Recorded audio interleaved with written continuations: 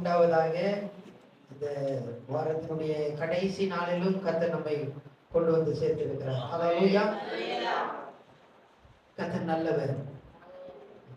இந்த நாளிலும் கூட சங்கீதங்களின் புத்தகம் 119ஆம் சங்கீதத்தினுடைய 153ஆம் வசனம் முதற்கொண்டு 59ஆம் வசனம் வரைக்கும், சங்கீதங்களின் புத்தகம் 119ஆம் சங்கீதத்தினுடைய 153லிருந்து 160 வரைக்கும் வாசிக்கலாம். என் உபதேசத்தை பார்த்து என்னை விடுவியும், உமது வேதத்தை மறவேன்.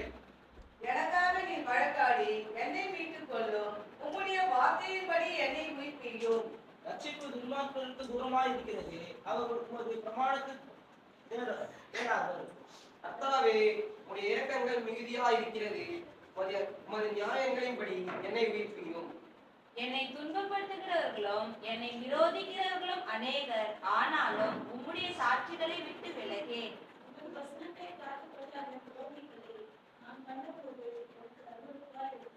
இதோ உம்முடைய கட்டளைகளை நேசிக்கிறேன். கர்த்தாவே, உம்முடைய கிருபையின்படி என்னை உயிர்ப்பியும். உம்முடைய வசனம் சமூலமும் சத்தியமும், உம்முடைய நீதி நியாயமெல்லாம் நித்தியம். ஆமென். தேவனுக்கு மகிமை உண்டாவதாக. இந்த சங்கீத புத்தகத்திலே முடிவு பகுதிக்கு நேராக நாம் கடந்து வந்து கொண்டிருக்கிறோம். இந்த சங்கீதக்காரன் இந்த சங்கீதத்தை அந்த முடிவு பகுதிக்கு நேராக கொண்டு வருகிறதை நாம் பார்க்கிறோம்.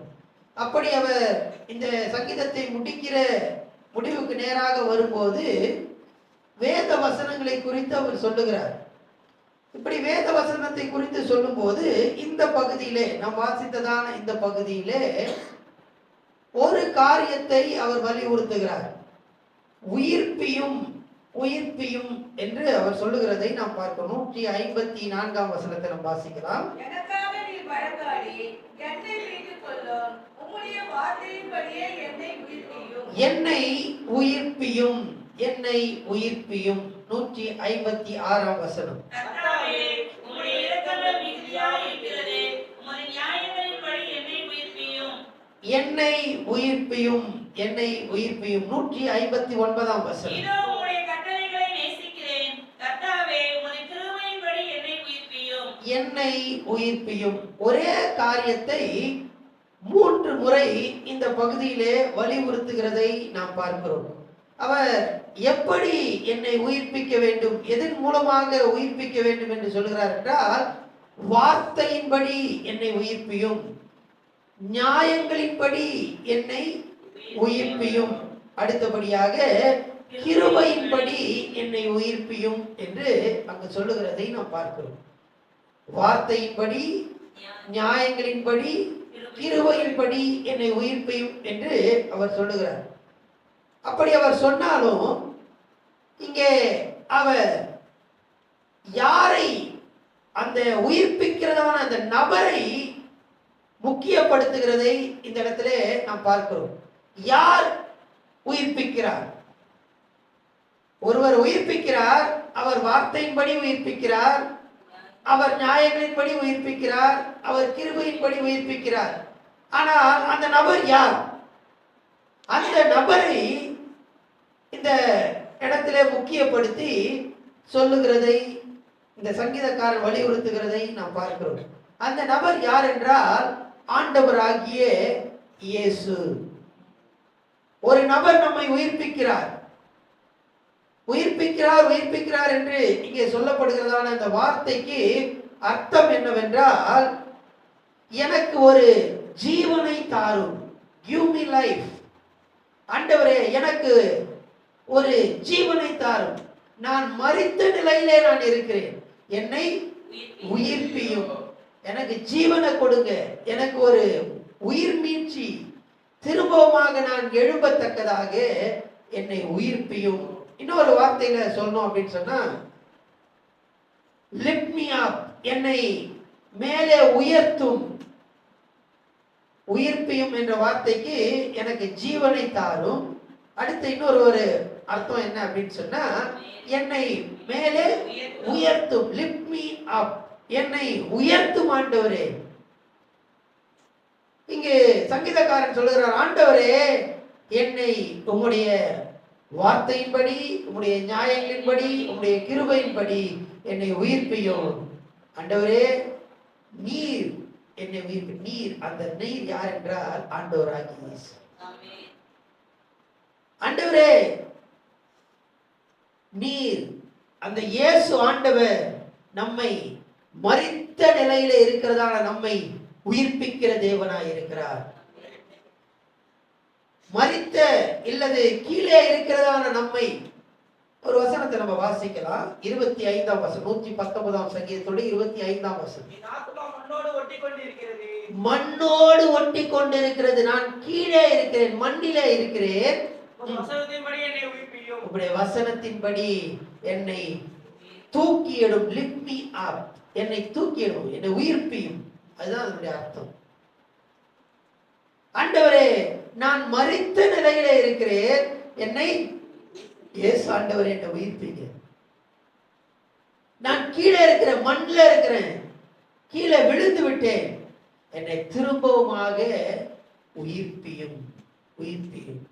ஆண்டவராகிய இயேசு கிருபையின்படி, நியாயங்களின்படி, வார்த்தையின்படி அவர் உயிர்ப்பிக்கிறார். இங்கே இந்த வசனத்துல வாசித்ததான அந்த 3 வசனங்களிலே இயேசு ஆண்டவர் எப்படிப்பட்டவராய் இருந்து நம்மை உயிர்ப்பிக்கிறார் என்பதை இந்த இடத்துல நாம் பார்க்கிறோம். வாசிக்கலாம் திரும்பமாக 154ஆம் வசனம். எனக்காக நீர் வழக்காடி என்னை மீட்டுக் கொள்ளும்.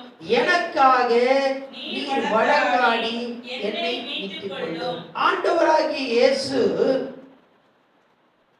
நம்மை உயிர்ப்பிக்கிற தேவனாய் இருக்கிறார். எப்படி உயிர்ப்பிக்கிறார் என்றால், அக்கிரமத்தினாலும் பாவத்தினாலும் மரித்தவர்களாக இருந்தோம். பயங்கரமான குழியிலும் உளையான சேற்றிலும் நாம் இருந்தோம். அப்படி இருந்ததான நம்மை ஆண்டவராகிய இயேசு நம்மை உயிர்ப்பித்தார். எப்படி என்றால், நம்மை தூக்கி எடுப்பதற்கு, நம்மை நிலைநிறுத்துவதற்கு, பாதாளத்திலிருந்து உளையான சேற்றிலிருந்து தூக்கி எடுப்பதற்கு நம்மாலே முடியவில்லை. ஆனால் ஆண்டவராகிய இயேசு நடுவராக இருந்து அவர் செயல்பட்டதை நாம் பார்க்கிறோம். அதைதான் யோபு சொல்லும்போது சொல்லுகிறார். வாசிக்கலாம் 9ஆம் அதிகாரம், புக் ஆஃப் ஜோப், யோபின் புத்தகம் 9ஆம் அதிகாரத்தினுடைய 33ஆம் வசனம்.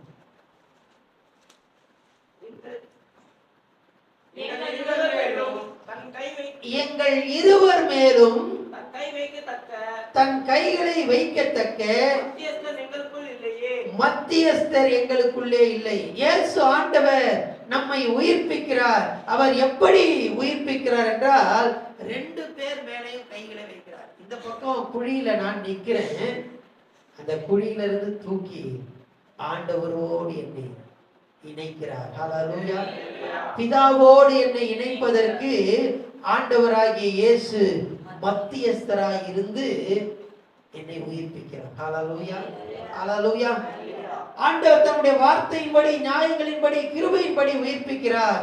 நடுவுல யாருப்பா இந்த காரியத்தை செய்யறான்னு சொன்னா, ஆண்டவராகிய இயேசு பாவத்துக்கும் பரிசுத்தமுள்ள தேவனுக்கும் நடுவாக நின்று 2 பேர் மேலே கையை வச்சு இந்த கையினால பிடித்து இந்த கையினால சேர்க்கிறார். மத்தியஸ்தர் நமக்கு ஒருவர் உண்டு. மத்தியஸ்தராய் இருந்து ஆண்டவர் நம்மை உயிர்ப்பிக்கிற தேவனாய் இருக்கிறார். வாசிக்கலாம் 1 தீமோத்தேயுவின் புத்தகம் 2ஆம் அதிகாரத்தினுடைய 5ஆம் வசனம் 6ஆம் வசனத்தை வாசிக்கலாம். 1 தீமோத்தேயுவின் புத்தகம் 2ஆம் அதிகாரம் 5, 6.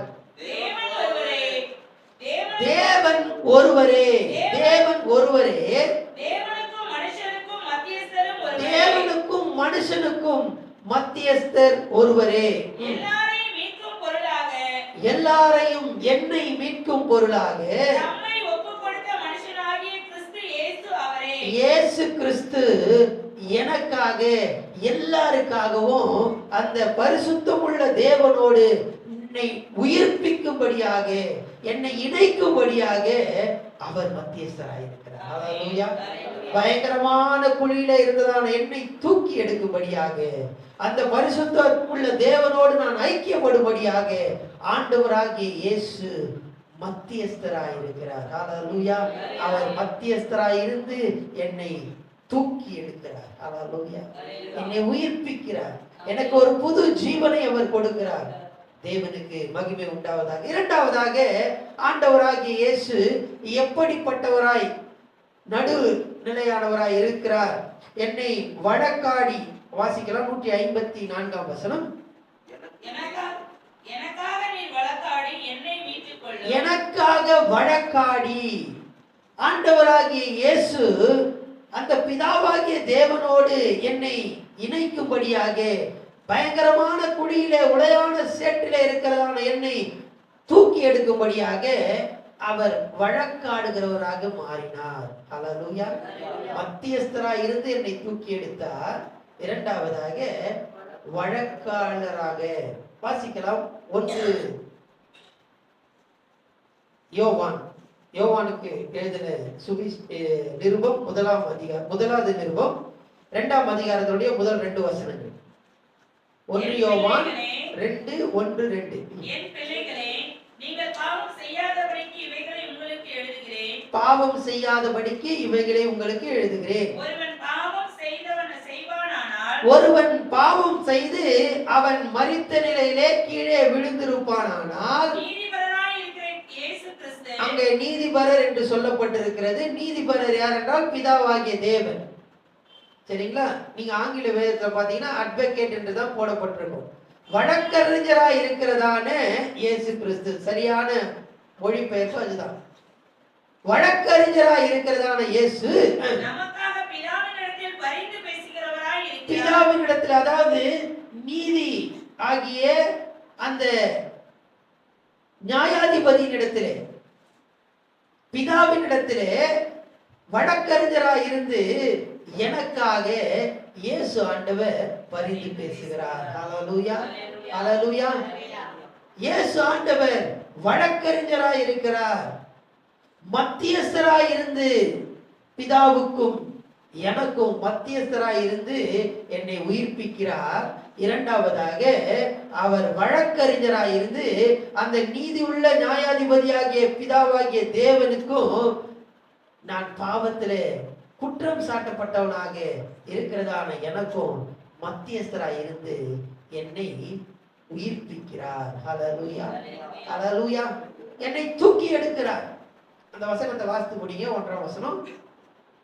நமக்காக பிதாவினிடத்தில் பரிந்து பேசுகிறவராய் இருக்கிறார். பரிந்து பேசுகிறவராய் இருக்கிறார். நம்முடைய பாவங்களை நிவர்த்தி செய்கிற கிருபாகர பலி அவரே. நம்முடைய பாவங்களை மாத்திரமல்ல, சர்வலோகத்தின் பாவங்களை நிவர்த்தி செய்கிற பலியாய் இருக்கிறார்.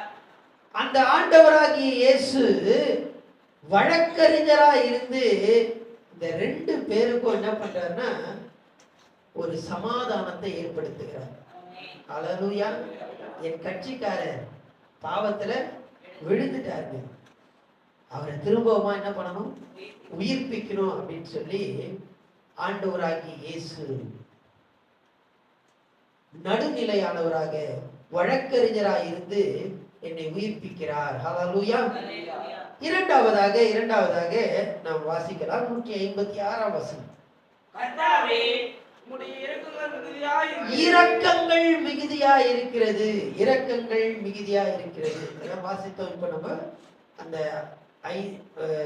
1 யோவான் 2ஆம் அதிகாரத்தோட 2ஆம் எடுத்து வாசிக்க வேண்டாம். அங்க கிருபாதார பலி அவரே என்று வாசித்தோம். கிருபாதார பலி, கிருபைக்கு ஆதாரமான பலி, கிருபாதார பலி. இரக்கங்கள் மிகுதியாய் இருக்கிறது.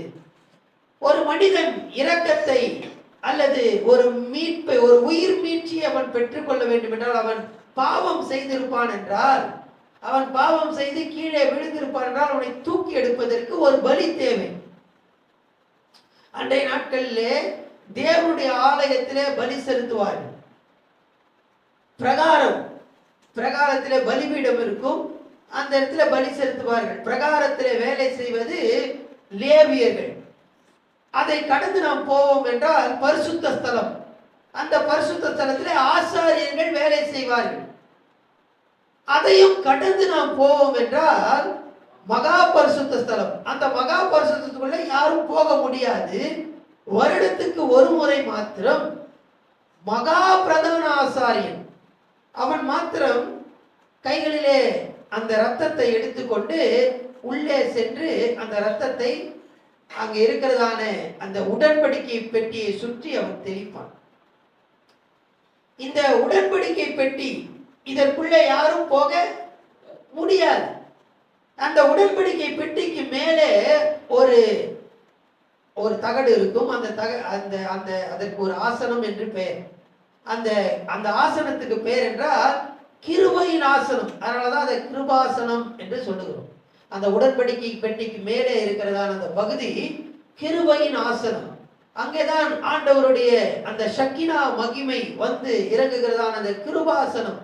அந்த கிருபாசனத்துக்கிட்டே நெருங்கும் போதுதான் நமக்கு பாவ மன்னிப்பு, ஒரு விமோசனம், ஒரு உயிர் மீட்சி, திரும்பவுமாக உயிர்ப்பிப்பு நடைபெறும். ஆனா அங்க எப்ப போவார் அப்படின்னு சொன்னா, அந்த பாவ நிவாரண நாள் என்று இஸ்ரவேலிலே உண்டு, வருஷத்துக்கு ஒரு முறை. அந்த நாள்ல தான் ஜனங்கள் எல்லாம் வெளியில நிற்பாங்க. அந்த வெளியில நிற்கிற ஜனங்களுக்காக அவர் அந்த பலியை எடுத்துட்டு போயிட்டு என்ன பண்ணுவாரு, தெளிப்பார். இது எப்ப நடக்கும்? வருஷத்துக்கு ஒரு முறை. ஆனா ஆண்டவராகி இயேசு என்ன பண்ணார் அப்படின்னு சொன்னா, அந்த மகா பரிசுத்த ஸ்தலத்துக்குள்ளே பிரவேசிக்க கூடாதபடி இருந்ததான திரைச்சீலையை இரண்டாக பிரித்தார். ஹல்லேலூயா, ஹல்லேலூயா. அந்த கிருபாசனத்துக்கு, அந்த இரக்கங்களின் அந்த இடத்திற்கு இரக்கத்தை நாம் பெற்றுக் கொள்ளும்படியாக, உயிர் மீட்சியை நாம் பெற்றுக் கொள்ளும்படியாக யாரும் போக முடியாது. அதனால அங்க திரைச்சீலை இருந்தது. ஆண்டவராகிய இயேசு அந்த கிருபாதார பலியாக மாறினது நிமித்தமாக இன்றைக்கு நான் அந்த தைரியமாக அந்த கிருபாசனத்திலே சென்று அந்த இரக்கங்களை நாம் பெற்றுக்கொண்டு திரும்பமாக எழுப்பி நிற்க, உயிர் மீட்சி அடைய தேவன் நமக்கு கிருபை பாராட்டுகிறார். ஹல்லேலூயா, ஹல்லேலூயா. வாசிக்கலாம். எபிரேயருக்கு எழுதின நிருபம் 4ஆம் அதிகாரம் 16ஆம் வசனம். எபிரேயர் 4:16. ஆதலால் நாம் இரக்கத்தை பெறவும், நாம் இரக்கத்தை பெறவும், ஏற்ற சமயத்தில் சகாயம் செய்யும் கிருபையை அடையவும் தைரியமாய், ஏற்ற சமயத்திலே சகாயம் செய்யும் கிருபையை அடையவும் தைரியமாக அந்த கிருபாசன தண்டையிலே சேர கடவும். ஹல்லேலூயா. எப்படிங்க சேர்றது? சேரவே முடியாது, உள்ள போகவே முடியாது. அந்த திரைச்சீலை இருந்தது. ஆனா இன்றைக்கு அந்த திரைச்சீலை ஆண்டவராகிய இயேசு கிறிஸ்து பலியானது நிமித்தமாக, கிருபாதார பலியாக அவர் மாறியது நிமித்தமாக இன்றைக்கு நான் அவருடைய இரக்கங்கள் மிகுதியா இருக்கிறது என்று நம்ம வாசித்தோமே சங்கீதத்துல. அந்த மிகுதியான இரக்கத்தை பெறும்படிக்கு தைரியமாக அந்த கிருபாசனத்திலே கடந்து சென்று உயிர் மீட்சி அடைய ஆண்டவராகிய இயேசு நமக்கு கிருபை பாராட்டி இருக்கிறார். ஹல்லேலூயா, ஹல்லேலூயா. முதலாவதாக ஆண்டவராகிய இயேசு நமக்கு மத்தியஸ்தராய் இருந்தார். இரண்டாவதாக வழக்கறிஞராய் இருந்து நம்மை உயிர்ப்பிக்கிறார். அடுத்தபடியாக கிருபாதார பலியாக மாறி இரக்கங்களை நாம் பெற்றுக் கொள்ளும்படியாக என்னை உயிர்ப்பிக்கிறார். ஹல்லேலூயா, ஹல்லேலூயா. தேவனுக்கு மகிமை உண்டாவதாக. கடைசியாக வாசிக்கலாம் 159ஆம் வசனம். இதோ உம்முடைய கட்டளைகளை நேசிக்கிறேன். கர்த்தாவே, உம்முடைய கிருபையின்படி என்னை உயிர்ப்பியும். அடுத்த வசனம். உம்முடைய வசனம் சமூலமும் சத்தியம். உம்முடைய நீதி நியாயமெல்லாம் நித்தியம். மூன்றாவதாக ஆண்டவராகிய இயேசு எப்படி உயிர்ப்பிக்கிறார் என்றால், வேத வசனத்தின்படி என்னை உயிர்ப்பிக்கிறார். அதான் 160ஆம் வசனம், 160ஆம் வசனத்துல சொல்லப்பட்டிருக்கிறது. உம்முடைய வசனம் சமூலமும் சத்தியம், உம்முடைய நீதி நியாயங்கள் எல்லாம் நித்தியம். ஆண்டவராகிய இயேசு இந்த உலகத்திலே வாழ்ந்த போது 3 முறை 3 இடங்களிலே மரித்தவர்களை அவர் உயிர்ப்பித்தார். முதலாவதாக அவர் நாயின் ஊரிலே இருந்ததான் அந்த விதவையினுடைய மகனை அவர் உயிர்ப்பித்தார். அதற்கு அடுத்தபடியாக அவர் யவீருடைய மகளை 12 வயதா இருந்ததான எவருடைய மகளை அவர் உயிர்ப்பித்தார். மூன்றாவதாக லாசரு, அவருடைய ஆண்டவராக இயேசு கிறிஸ்துவினுடைய வாழ்க்கையினுடைய கடைசி நாட்கள்ல லாசரு மரித்து போயிருந்தான், அவரை உயிர்ப்பித்தார். இந்த 3 இடங்களிலும் நாம் பார்ப்போமே, ஆனால் எப்படி ஆண்டவராகி இயேசு உயிர்ப்பித்தார் என்றால் வார்த்தையினாலே. வார்த்தையினாலே. வாலிபனே எழுந்திரு என்று சொல்லி வார்த்தையினாலே உயிர்ப்பித்தார். இரண்டாவதாக சிறு பின்னே எழுந்திரு, தலித்தா குமி. சிறு பிள்ளை எழுந்திரு என்று சொல்லி வார்த்தையினாலே உயிர்ப்பித்தார். மூன்றாவதாக நம்ம எல்லாருக்கும் தெரியும், லாசருவே வெளியே வா என்று சத்தமிட்டு சொன்னார், வார்த்தையினாலே உயிர்ப்பித்தார். ஹல்லேலூயா, ஹல்லேலூயா. இன்றைக்கு நம்முடைய வாழ்க்கை மரித்த நிலைமையில முதலாவது ஆண்டவர் மத்தியஸ்தராக வழக்கறிஞராக இருந்து நம்மை உயிர்ப்பித்தார். அது பாவத்தில் இருந்த நாட்கள். அதற்கு அடுத்தபடியாக சில தவறுகளை நாம் செய்கிறோம், தவறி விடுகிறோம், விழுந்து விடுகிறோம். அப்படிப்பட்ட நேரத்தில் ஆண்டவர் திரும்பவுமாக அந்த இரக்கத்தை பெறும்படியாக, திரும்பவுமாய் நாம் உயிர்ப்பிக்கும்படியாக, அந்த கிருபாசனத்துக்கு அண்டை சேரும்படியாக ஆண்டவர் கிருபாதார பலியாய் மாறி நம்மை உயிர்ப்பிக்கப்படும்படியான ஒரு மார்க்கத்தை அவர் ஏற்படுத்தினார். ஹல்லேலூயா. அடுத்தபடியாக ஆண்டவர் மரித்து போயிருக்கிறதான அந்த நிலைமையில இருக்கிறதான நம்மை வார்த்தையினாலே உயிர்ப்பிக்கிற தேவனாய் இருக்கிறார். ஹல்லேலூயா, ஹல்லேலூயா. தேவ ஜனமே, இன்னைக்கு நம்மளுடைய நிலைமை எப்படிப்பட்டதா இருக்குது? இதுவரைக்கும் நீங்க ரட்சிக்கப்படல, நீங்க பாவத்திலே இருக்கிறீங்க அப்படின்னு சொன்னா ஆண்டவர் உங்களை உயிர்ப்பிக்க வல்லவராய். இல்லைங்க, நான் ரட்சிக்கப்பட்டுட்டேன், ஆனா சில நேரத்துல வழி விலகி போயிடுறேன், உங்களையும் ஆண்டவர் உயிர்ப்பிக்க அவர் வல்லவராய். நான் ரட்சிக்கப்பட்டுட்டேங்க, இப்ப பின்மாற்றத்துல இருக்கிறேன், நான் மரித்த நிலைமையில நான் இருக்கிறேன் அப்படின்னு நீங்க சொல்றீங்களா? உங்களையும் ஆண்டவர் திரும்பவுமாக உயிர்ப்பிக்க அவர் வல்லவராய் இருக்கிறார். ஒரு வசனத்தை வாசித்து நாம் முடிக்கலாம். வாசித்ததான அதே வசனம் 119ஆம் சங்கீதத்தினுடைய 25ஆம் வசனம். என் ஆத்துமா மண்ணோடு ஒட்டி கொண்டிருக்கிறது. என் ஆத்துமா மண்ணோடு ஒட்டி கொண்டிருக்கிறது. உமது வசனத்தின்படி என்னை உயிர்ப்பியும். ஹல்லேலூயா. ஆண்டவருடைய வார்த்தையின்படி உங்களை உயிர்ப்பிக்க வல்லவராய். நீங்க ஒரு காலத்துல பிரகாசித்தவர்களா இருக்கலாம், இன்னைக்கு உங்களுடைய நிலைமை மண்ணுல ஒட்டி கொண்டிருக்கலாம். திரும்பவுமாக ஆண்டவர் உங்களை உயிர்ப்பிக்க அவருடைய வார்த்தையினாலே எழுந்திரு, லாசருவே வெளியே வா என்று சொல்லி உங்களை திரும்பவுமாக உயிர்ப்பிக்க இந்த தேவன் இந்த காலை வேளையில வல்லமையுள்ளவராக இருக்கிறார். ஹல்லேலூயா. நீங்க எந்த பிராந்தியத்துல உயிர்ப்பிக்கப்படணும், இன்னைக்கு ஆண்டவர் நோக்கி நீங்க பாருங்க. இந்த நாள்ல ஆண்டவர் உங்களை உயிர்ப்பிக்க, உங்களை உயர்த்த, திரும்பமாக உங்களுக்கு ஒரு புது ஜீவனை கொடுக்க, நீங்க எந்த இடத்துல விழுந்தீங்களோ அந்த இடத்துல எழுந்து நிமிர்ந்து நிற்க ஆண்டவர் உங்களுக்கு உதவி செய்ய அவர் வல்லவராயிருக்கிறார். அவர் மத்தியஸ்தராயிருக்கிறார், அவர் வழக்கறிஞராயிருக்கிறார், அவர் கிருபாதார பலியாயிருக்கிறார். அவர் வார்த்தையை கொண்டு நம்மை உயிர்ப்பிக்க அவர் வல்லவராயிருக்கிறார். கண்களை மூடி கர்த்தரை நோக்கி நம்ம பார்க்கலாம்.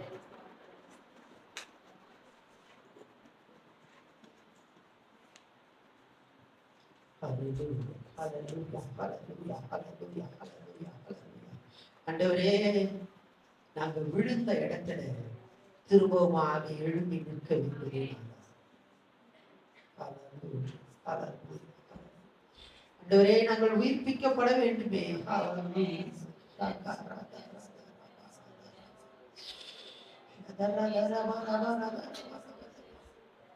உங்களுடைய இடத்துல எந்த இடத்துல நீங்க எழுப்பி நிற்க வேண்டும் என்று விரும்புறீங்க, அதை இந்த கால வேளையில ஆண்டவர் இடத்துல சொல்லுங்க. ஆண்டவர் உங்களுக்கு அவருடைய வசனத்தை அனுப்பி, அவருடைய வார்த்தையை அனுப்பி உங்களை திரும்பமாக நிற்க பண்ண வல்லவராய் இருக்கிறார். ஹல்லேலூயா, ஹல்லேலூயா. உங்க மரித்த நிலைமைகள் இந்த நாளிலே மாறத்தக்கதாக, ஹல்லேலூயா, ஹல்லேலூயா, ஹல்லேலூயா. செத்து போய் இருக்கிறதான எல்லா பிராணிகளும் உயிர் மீட்சி பெறத்தக்கதாக, திரும்பமாக ஜீவன் பெறத்தக்கதாக, ஹல்லேலூயா. ஆண்டவர் வார்த்தையை கொண்டு ஹalleluya ஹalleluya. உங்களை உயிர்ப்பிக்க அவர் வல்லவராய் இருக்கிறார். எல்லாம் கர்த்தரை நோக்கி நம்ம பார்க்கலாமா? எல்லாம் வாயில திறந்து கர்த்தரை நோக்கி நம்ம ஸ்தோத்திரம் பண்ணலாமா? ஹalleluya ஹalleluya ஹalleluya. எங்களை உயிர்ப்பிக்கிற தேவன் நீரப்பா, எங்களை உயிர்ப்பிக்கிற தேவன் நீரப்பா. ஹalleluya ஹalleluya. ஸ்தோத்திரம் ஸ்தோத்திரம் ஸ்தோத்திரம் ஸ்தோத்திரம். பரலோக பிதாவே உம்மை துதிக்கிறோம் அப்பா. ஆண்டவரே, இந்த கால வேளையிலே உங்களுடைய வேத வசனங்கள் எங்களை உயிர்ப்பிக்கிறதா இருக்கிறபடினாலே ஸ்தோத்திரம் ஸ்தோத்திரம் ஸ்தோத்திரம். ஆண்டவரே, உம்மை துதிக்கிறோம். நாங்கள் எந்த இடத்துல விழுந்து இருக்கிறோமோ அந்த இடத்துல இருந்து திரும்பவுமா எங்களை தூக்கி எடுத்து ஹalleluya, எங்கள் ஆத்துமா மண்ணோடு இருந்தாலும் திரும்பவுமா எங்களை தூக்கி எடுத்து ஹalleluya ஹalleluya உங்களுடைய சந்தோஷம் சமாதானத்தை அனுபவிக்க நீர் எங்களுக்கு கிருபை பாராட்டி இருக்கிறபடினாலே ஸ்தோத்திரம் ஆண்டவரே. உம்மை துதிக்கிறோம் துதிக்கிறோம் துதிக்கிறோம் அப்பா. தேவ ஜனத்தை ஆசீர்வதியும்.